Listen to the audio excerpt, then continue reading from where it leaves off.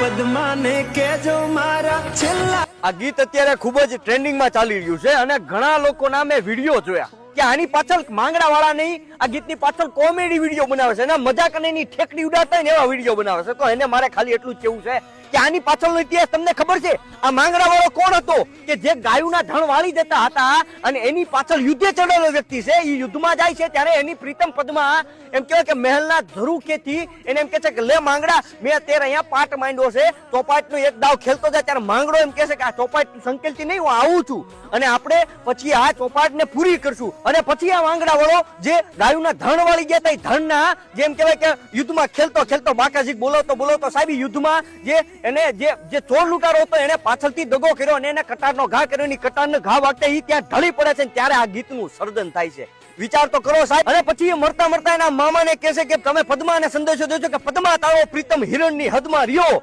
અરે એને કેજો જાજા કરીને દ્વારે મરતા બોલ્યો માંગડો સાહેબ કે જે વ્યક્તિ એમ કહેવાય કે જેને ગાયો માટે ગૌતરી માટે જીવ આપી દીધો છે, જેને એક કોલ માટે થઈને એમ કહેવાય કે ભૂત બનીને પ્રીત નિભાવે છે સાહેબ, તમે એના કોમેડી વિડીયો બનાવો છો, ઇતિહાસને ચેડા કરો છો. ખરેખર તમને ધિકાર છે. આવા લોકોને આ વિડીયો ખાસ શેર કરજો અને બને ત્યાં સુધી આ વિડીયોને એટલો શેર કરો કે જેનાથી હરેક વ્યક્તિની આંખ ખુલે અને ઇતિહાસ સાથે ચેડા અને કોમેડી કરવાનું બંધ કરે.